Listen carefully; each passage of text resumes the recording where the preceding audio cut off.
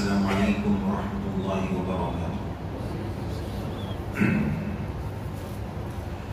الحمد للہ وکفى وسلام علی عباده الذین اصطفى، اما بعد، اعوذ باللہ السمیع العلیم من الشیطان الرجیم، بسم اللہ الرحمن الرحیم، انا انزلناه فی لیلۃ القدر وما ادراک ما لیلۃ القدر، لیلۃ القدر خیر من الف شہر۔ وقال اللہ تبارک وتعالی ادعونی استجب لکم، وقال اللہ تعالی ان اللہ یغفر الذنوب جميعا، صدق اللہ العظیم۔ محترم برادران اسلام، عزیزوں، بزرگوں اور دوستوں، اللہ عز و جل نے محض اپنے فضل، کرم، انعام اور احسان سے ہماری اس مختصر سی زندگی میں جہاں بہت ساری نعمتوں سے ہمیں نوازا، وہیں رمضان کی یہ نعمت سے بھی نوازا، وہیں اللہ تعالیٰ نے ہمیں یہ رمضان کی نعمت سے بھی نوازا۔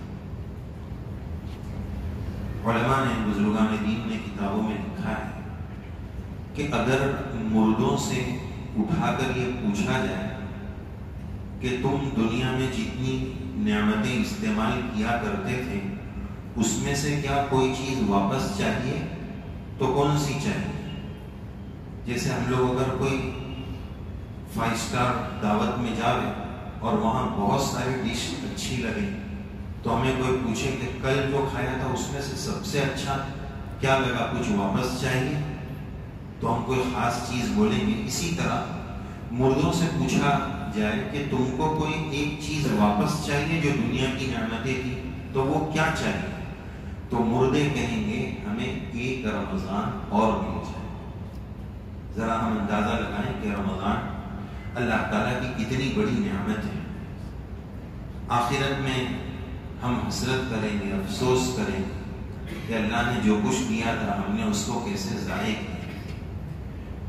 قرآن مجید نے بھی اس حسرت کا کچھ نقشہ یوں کھینچا ہے کہ لو ان لی کرۃ فاکون من المحسنین، ایک چانس یا اللہ اور مل جائے تو میں بھی نیک بن جاؤں۔ کیا اچھا ہو کہ ہم اس سے پہلے ہی نیک بن جائیں۔ آج بڑی مبارک رات ہے، 27ویں شب ہے،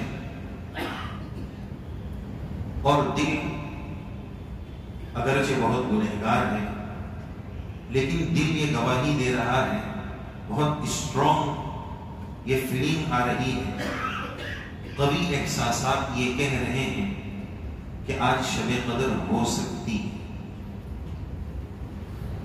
ویسے تو اللہ تعالیٰ نے شب قدر کو چھپا لیا ہے، کب ہے وہ بتایا نہیں، اس کی وجہ ہم نے فضائل میں پڑھی سنی، لیکن جیسے قیامت چھپا لی ہے، قیامت کی کچھ نشانیاں بتائی، اسی طرح شب قدر چھپا لی ہے، شب قدر کی کچھ نشانیاں بتائی۔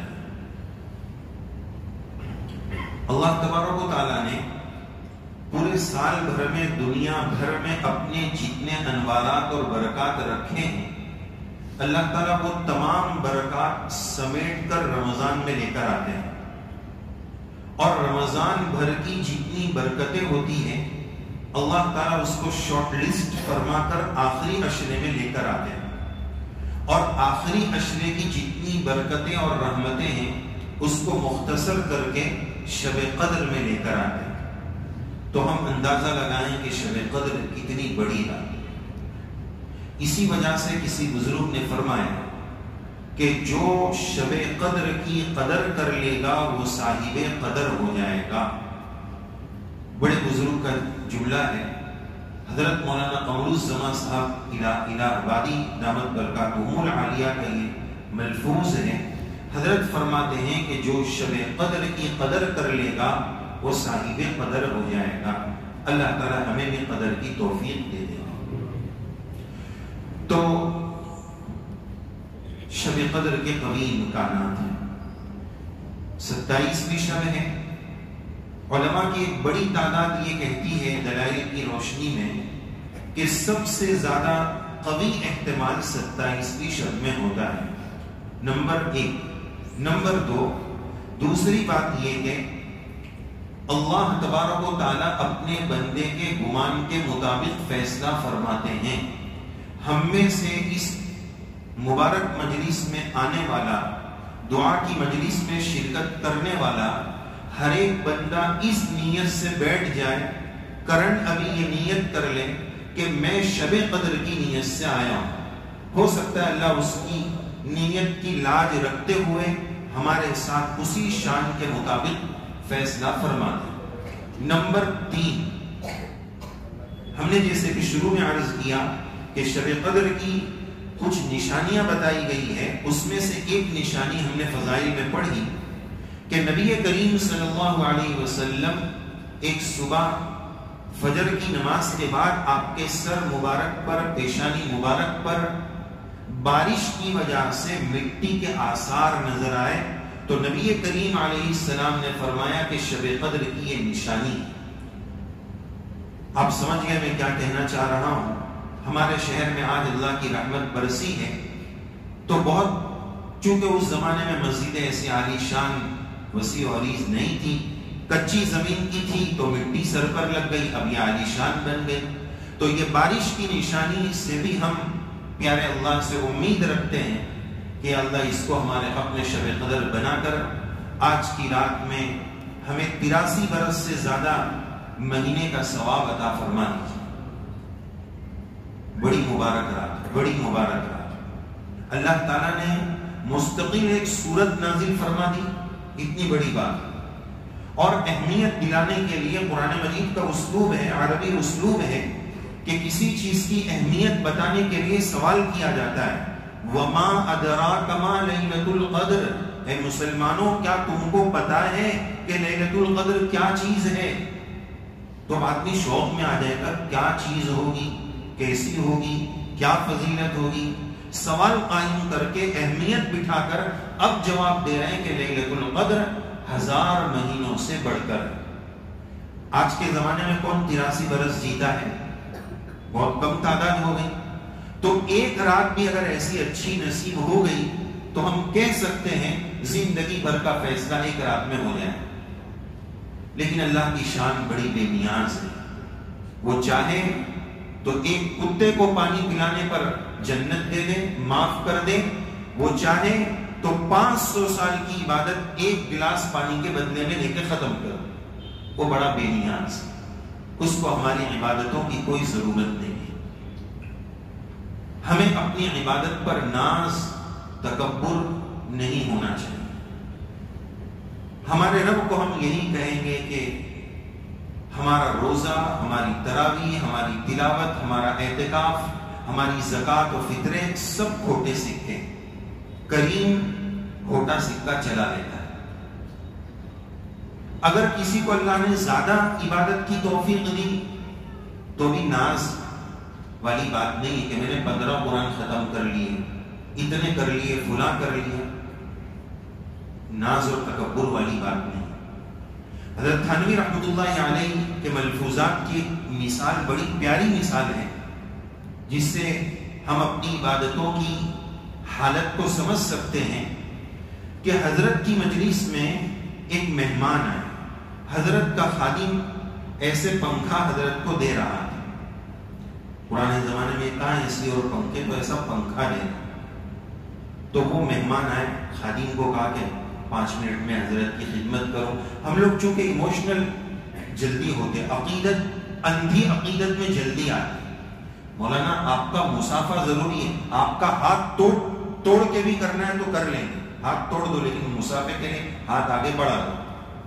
آپ کے پاؤں ٹوٹ جائے لیکن آپ کے پگ مبارک میرے گھر میں ضرور آنے چاہیے، ٹوٹ کے آئے تو بھی چاہیے۔ ایسی ہماری اندھی عقیدت۔ اس پر ایک واقعہ یاد آیا، ایک عالم صاحب تھے، وہ کسی جگہ بیان کے لیے جا رہے تھے، تو ایک عقیدت مند شاگرد ہوں گے یا جو بھی ہوں گے، حضرت یہ میرا گھر ادھر ہی رہا، ہم لوگ بولتے ہیں نا یہ رہا، یہ یعنی 5 کلومیٹر دور، یہ رہا، تو بولے حضرت یہی میرا گھر ہے، چائے ہو جائے۔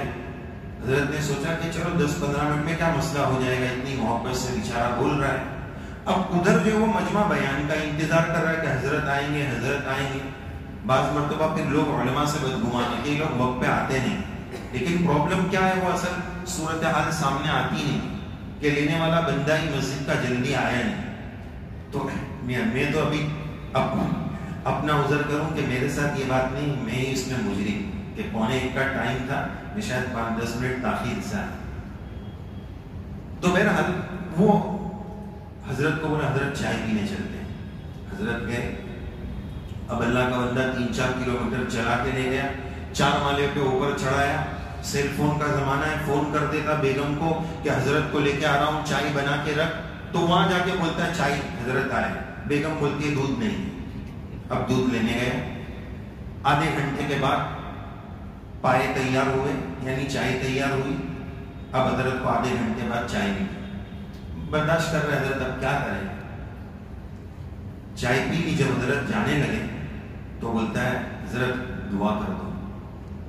تو حضرت بولتے ہیں بد دعا نکل رہی ہے دے دوں، بد دعا نکل رہی ہے دے دوں. تو یہ ہماری عقیدت کا حال ہے. ہمیں چاہیے کہ ہم ہمارے بڑوں کو راحت پہنچائیں. ہمارے نہ ملنے سے ان کو راحت ہو جائے تو پہنچائیں، اس پر ثواب ملے گا. مل کر بڑوں کو تکلیف ہوگی اس کا ہمیں گناہ ملے گا. کسی کا پڑھنے کا ٹائم ہے، مطالعے کا ٹائم ہے، خام ڈسٹرب کر. بہرحال اللہ ہمیں آداب سکھائے. مینرز اور آداب بہت ضروری ہے.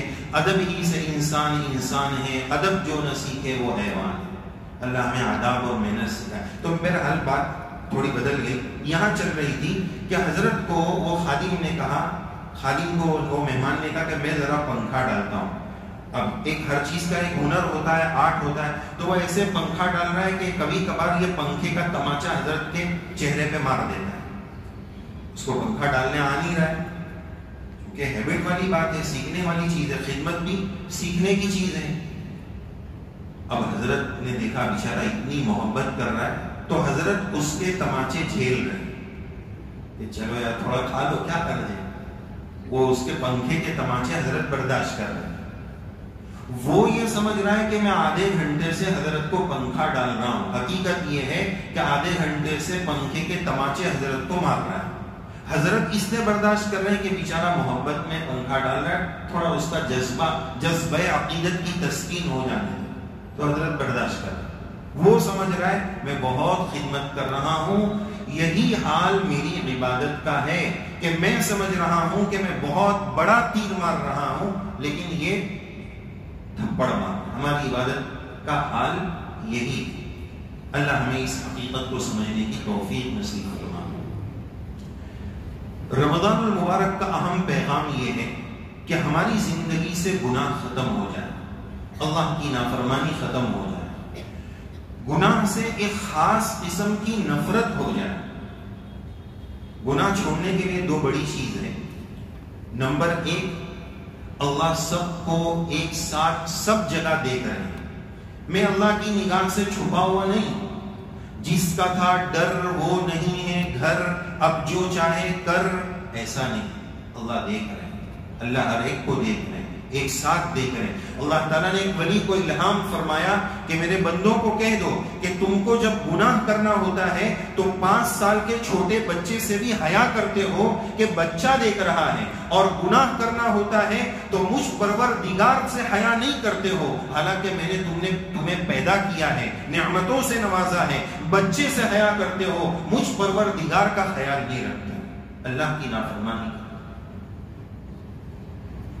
آج ہمیں دھوکہ لگا ہوا ہے. 3 دھوکے بہت بڑے لگے ہوئے ہیں. 3 دھوکے آپ کی خدمت میں پیش کروں گا اور اس کا جواب پیش کروں. 3 دھوکے کیا لگے ہوئے ہیں کہ میں اس لیے توبہ کرنے کو جلدی تیار نہیں ہوتا ہوں کہ ابھی تو میں جوان ہوں، ابھی تو بہت عمر باقی ہے، بہت لمبا وقت باقی ہے. کیا میرے سے چھوٹی عمر والے دنیا سے گئے نہیں؟ کیا میرے پاس کوئی ڈائری ہے جس میں لکھا ہوا ہے کہ تو اتنے سال تک رہے گا؟ کب کس کی سانس اکھڑ جائے، کب زندگی کی شام ہو جائے، کس کو پتا ہے؟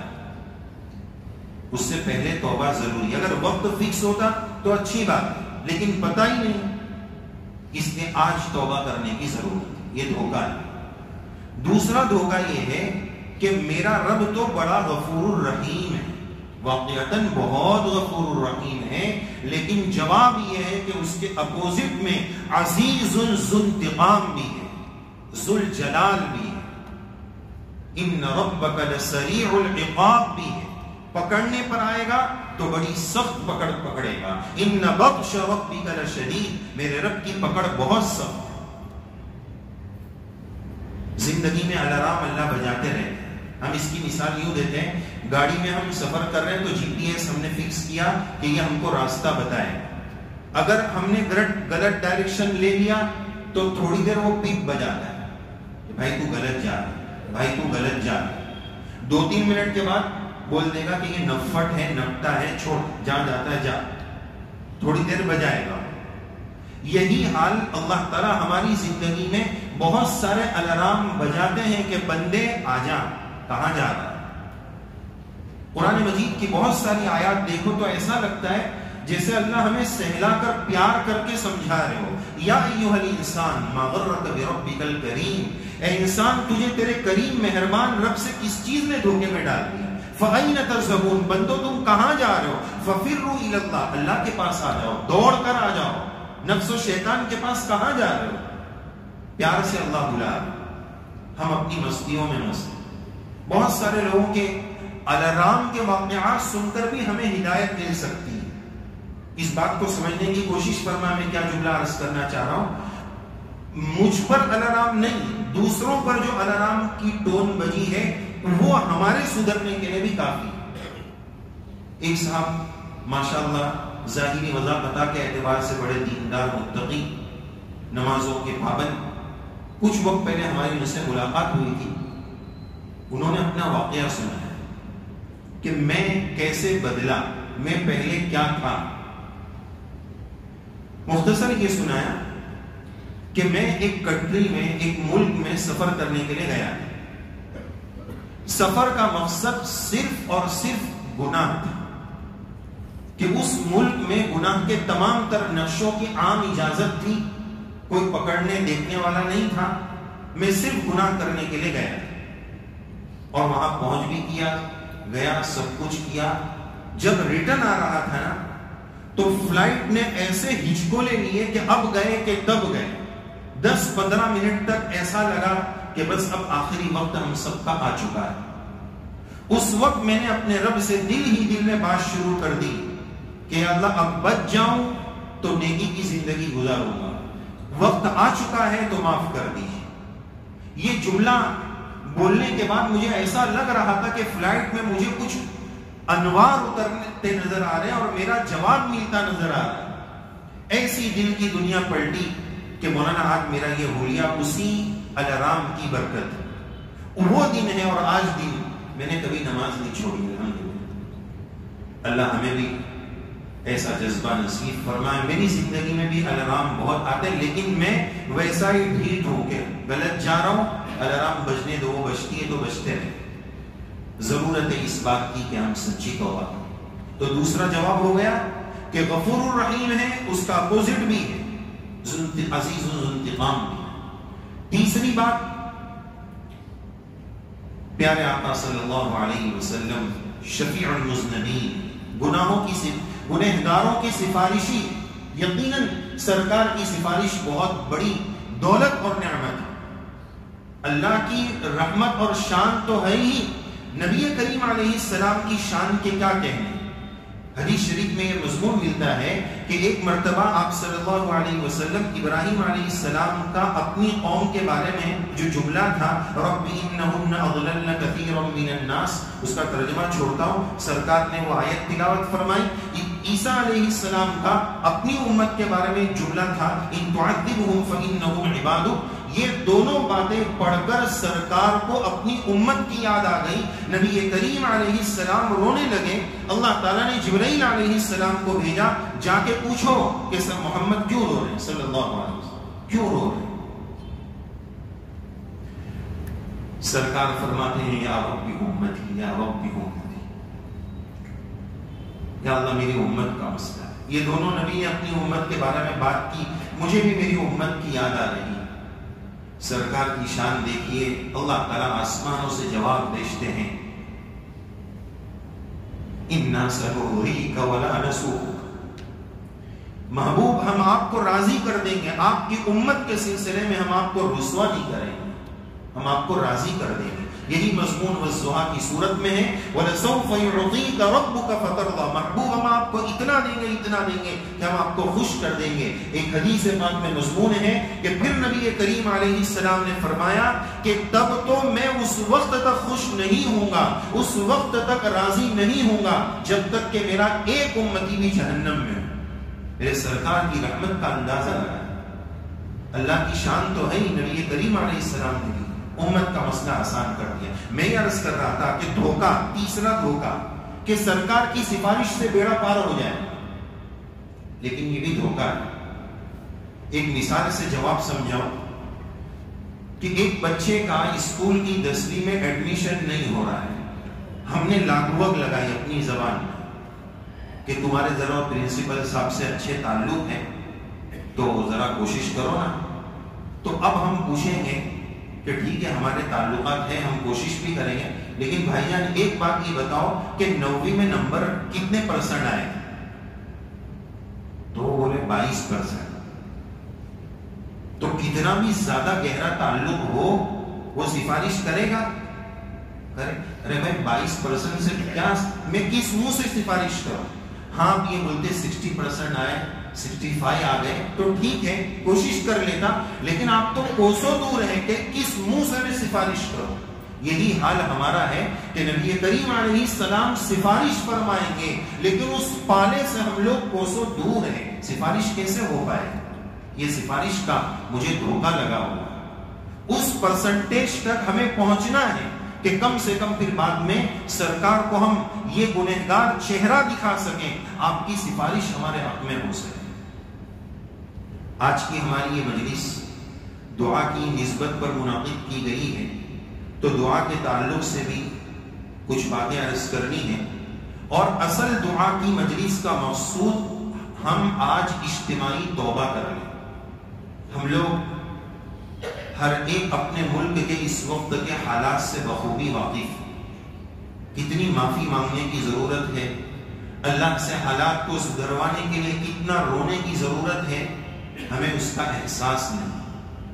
آج کی رات میں تھوڑا سا نفلی صدقات کا بھی اہتمام کرو، تینوں نمازیں باجماعت پڑھو، مغرب، عشاء، فجر، جس نے عشاء پڑھ لی جماعت سے آدھی رات کا ثواب، فجر پڑھ لی پوری رات کا ثواب۔ اگر اپنی طبیعت پر اطمینان نہیں ہے جا کے سو جاؤ، گناہ مت کرو، کوئی غلط کام ہو جائے اس سے بہتر دونوں نمازیں جماعت سے پڑھ لو، بس کافی۔ نوافل کا اہتمام کرو، تہجد پڑھو، صلاۃ التسبیح کی ہمت ہو تو وہ پڑھیں، تلاوت کا اہتمام کریں، نفلی صدقات کا اہتمام کریں، زکوٰۃ کا اب تک حساب نہیں لگایا، وقت آ چکا ہے زکوٰۃ کی فکر کریں، صدقہ فطر کا اہتمام، اپنی طبیعت کی کنجوسی کو ختم کریں۔ بہت کنجوس ہیں ہم لوگ، بہت کنجوس، بلکہ وہ انگلش میں کیا بولتے ہیں، سپرلیٹو ڈگری، کنجوس نے مکھی چوس ہے۔ وَمَنْ يَبْخَلْ فَإِنَّمَا يَبْخَلُ عَنْ نَفْسِهِ، جو کنجوس ہوگا اس کا نقصان اسی کو پہنچے گا۔ کامیاب لوگ وہ ہیں وَمَنْ يُوقَ شُحَّ عَنْ نَفْسِهِ فَأُولَئِكَ هُمُ الْمُفْلِحُونَ، جو نفس کی کنجوسی سے بچ گیا وہ لوگ کامیاب ہیں۔ ہم لوگ کتنے کنجوس ہیں اس پر آپ کو ایک لطیفہ سنا، گویا ہماری کنجوسی کا حال اس میں بتایا گیا ہے۔ ایک گھر میں مہمان آئے تو ابا نے کہا بیٹے کو کہ بیٹا جاؤ ذرا گوشت لے کے آؤ، مہمان کے لیے دعوت ہے تو کھانا بنانا، جا کے گوشت لے کے آؤ۔ باپ بیٹے دونوں اعلیٰ درجے کے کنجوس تھے، گوشت لینے تو بھیج دیا۔ اب بیٹا جب گوشت لینے گیا تو دکان پہ جا کے بولتا ہے بھائی جان اچھا گوشت دینا، تو وہ بولتا ہے ایسا گوشت دوں گا، اتنا اچھا دوں گا کہ جیسے پنیر ہوتا ہے، پنیر کے ٹکڑے جیسا گوشت دوں گا۔ تو وہ تھوڑی دیر کے بعد ابا نے بھیجا تھا گوشت لینے، تھوڑی دیر کے بعد وہ پانی کا گلاس لے کے بیٹھا تھا، تو ابا نے پوچھا بیٹا گوشت کدھر ہے، یہ پانی لے کے کیوں بیٹھا ہے؟ تو اس نے یہ کہانی سنائی کہ ابا میں گوشت تو لینے گیا تھا، اس نے کہا کہ پنیر جیسا گوشت دوں گا، تو میں پنیر لینے چلا گیا۔ بولا پھر گوشت کا ہے بولو؟ پنیر والے کو بولا اچھا پنیر دے، اس نے بولا ایسا دوں گا جیسے بٹر اور مکھن، تو پپا میں مکھن لینے چلا گیا۔ مکھن والے کو بولا اچھا مکھن دینا، تو اس نے بولا ایسا دوں گا جیسے ہنی اور شہد ہوتا ہے، تو پھر میں شہد لینے چلا گیا۔ اس کو بولا اچھا شہد دینا، تو اس نے بولا ایسا دوں گا جیسے پانی گر رہا ہو، تو پپا یہ پانی لے کے بیٹھا ہوں، فری میں کام ہو گیا۔ تو پپا نے ایک تماچا مارا کہ تو نے اپنا نقصان کیا۔ پپا کیا نقصان کیا؟ اتنی ساری دکانوں پہ گیا تو جوتے کتنے گھسے اپنے گھر کے۔ پپا ٹینشن مت لو، تمہارا ہی بیٹا ہوں، جوتا بھی مہمان کا پہن کر گیا، اپنے جوتے بھی نہیں گھسے۔ یہ ہماری کنجوسی کا عالم ہے، اللہ معاف فرمائے۔ آپ صلی اللہ علیہ وسلم کی رمضان کی سخاوت اجود من الریح المرسلہ، تیز ہوا جتنی تیزی سے چلتی ہے آپ کی سخاوت اس سے تیز چلتی ہے۔ ہم لوگ کو تو 10 بار سوچنا پڑتا ہے کہ 10 دوں کہ 20 دوں، 25 دوں کہ 50 دوں۔ اور آپ صلی اللہ علیہ وسلم کے پاس کون سے خزانوں کے انبار تھے؟ جو کچھ تھا اسی میں سے تیز ہوا سے زیادہ آپ کی سخاوت تھا۔ بہرحال اس رات نے کچھ کرنے کے کام بتائے، لیکن اس سلسلے کی آخری بات کہ اگر اپنے نفس پر کنٹرول نہ ہو، میرے نوجوان خاص اس کا خیال رکھیں، نیکی برباد، گناہ لازم نہ ہو جائے، اپنے نفس پر کنٹرول نہ ہو، بائکیں گھما گھما کر گناہ کے کام کرنے کے بجائے بستر پہ جا کے سو جاؤ۔ روز نہیں سوتے تھے لیکن آج اس لیے سو جاؤ کہ تاکہ میں گناہ سے بچ جاؤں۔ نیکی کرنا یہ بھی نیکی ہے، گناہ سے بچنا یہ ایک مستقل اس سے بڑی نیکی ہے، جا کے سو جاؤ۔ اب ہم دعا اور توبہ کے سلسلے میں آپ سے کچھ بات کرنا چاہیں گے۔ دعا کا فائدہ یہ ہوتا ہے، دعا کرنے کا فائدہ یہ ہوتا ہے کہ دل کو سکون مل جاتا ہے۔ بچہ اگر بہت ٹینشن میں ہو، کسی نے مار دیا ہو، کسی نے کچھ لوٹ لیا ہو، چاکلیٹ اور بسکٹ ہڑپ کر لیا ہو، بچہ ادھم پچاڑ مچا کے رو رہا ہے، اس کو سکون کب ملتا ہے؟ اس کی مما کو آ کے بولتا ہے مما یہ بھائی نے ایسا کر لیا، پوری چاکلیٹ کھا گیا، اس کا پورا دل ہلکا ہو جاتا ہے کہ میں نے کتنا بڑا تیر مار لیا کہ مما کو چھوٹے بھائی کی شکایت کر دی۔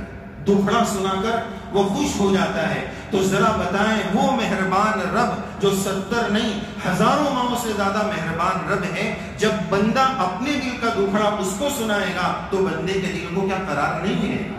یہ دعا کا بہت بڑا فائدہ ہے۔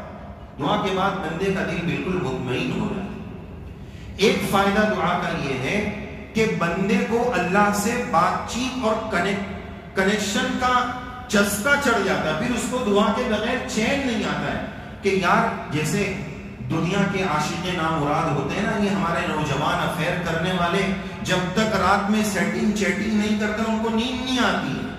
تو سچا عاشق اپنے رب کا سچا محبوب جب تک وہ اپنے اللہ سے بات نہیں کر لیتا ہے، نماز نہیں پڑھ لیتا ہے، دعا نہیں کر لیتا ہے، اس کے دل کو سکون ہی نہیں ملتا ہے کہ میری دعا آج کی بات ہے۔ یہ دعا کا بہت بڑا فائدہ ہے۔ دعا کرنے والے 4 قسم کے لوگ ہیں۔ نمبر 1 مطلبی، کیا حالات آئے تو رونا شروع کیا، پہلے سے نہیں یا اللہ میں ایسا ہو گیا، مجھے یہ چاہیے، میں لٹ گیا، اب مانگ رہے، جب تھا تب تو نہیں مانگا، مطلب پرست سیلفش لوگ۔ نمبر 2 اس لیے دعا کرتے ہیں کہ اللہ کا حکم ہے۔ نمبر 3 مجھے یا اللہ بولنے میں مزہ آتا ہے اس لیے میں دعا کروں۔ نمبر 4 بعض اللہ کے اسپیشل بندے وہ ہیں کہ ان کا یا اللہ بولنے سے اللہ کو مزہ آتا ہے، اللہ ان کو توفیق دیتے کہ مجھے پکارو۔ اور بات کو مختصر کرنا ہے، دعا کی 3 قسمیں، دعا کرنا جو ہم لوگ کرتے ہیں، دعا کی درخواست کرنا، دعا کروانا، لیکن رسمی نہیں، دعا میں یاد رکھ جاؤ، دعا میں یاد رکھ جاؤ، دعا میں یاد رکھ جاؤ، یہ رسم ہو گئی، دعا کی درخواست۔ اور تیسرا ہے دل سے دعا نکلوا لینا۔ اماں رات میں سو رہی ہے، بیان کے بعد مجلس کے بعد میں نے جا کر پاؤں اگر دبانے شروع کیے، اماں نے کہا بیٹا بہت رات ہو گئی، ابھی مجھے پاؤں دکھ بھی نہیں رہا، تو کیوں دبا رہا؟ اگر بچہ جا کر یہ بول دے کہ اماں شب قدر ہو سکتی ہے آج، آپ کو پاؤں دبانے کی ضرورت نہیں ہے، یا اللہ یا اماں، پیاری اماں آپ کو ضرورت نہیں ہے، لیکن میں اپنی جنت دبا رہا ہوں۔ الجنت تحت اقدام الامہات، جنت ماؤں کے قدموں کے نیچے ہے۔ اماں 5 منٹ دبانے تو شب قدر میں دبانے کا شاید ثواب مل جائے۔ اب ذرا بتاؤ ماں کی آنکھیں گیلی ہوگی کہ نہیں ہوگی؟ ماں کا دل دعا دے گا کہ نہیں دے گا؟ اس کو بولتے ہیں دعا نکلوا لینا۔ دونوں کے مقابلے میں یہ جو کام کرتا ہے نا، یہ والا تیسرا آپشن بہت زبردست کام کرتا ہے، اور یہ خدمت سے ملتا ہے۔ اللہ ہمیں خدمت کا جذبہ نصیب فرمائے۔ اب دعا اور استغفار کے تعلق سے کچھ حدیثیں سنا کر، ایک واقعہ سنا کر انشاءاللہ ہم دعا کریں گے۔ ابو داؤد شریف میں روایت ہے نعمان بن بشیر رضی اللہ عنہ سے کہ اصل عبادت تو دعا ہی ہے۔ آج کی رات عبادت کی ہے تو سب سے اہم ترین عبادت دعا ہے، جس کے لیے ہم یہاں جمع ہوئے۔ نمبر 2، ترمذی شریف کی حدیث میں انس رضی اللہ عنہ کی روایت ہے، نبی کریم علیہ السلام کے ارشاد کا خلاصہ ہے تمام عبادتوں کا کلیم دعا ہے۔ نمبر 3، ابو ہریرہ رضی اللہ عنہ سے روایت ہے، نبی کریم علیہ السلام کے ارشاد کا خلاصہ ہے جو دعا نہیں کرتا ہے اللہ اس سے ناراض ہوتے ہیں۔ دنیا میں آپ بندے سے مانگو تو وہ ناراض ہوتا ہے، اللہ کی شان اپوزٹ ہے، نہیں مانگو تو اللہ ناراض ہوتا ہے۔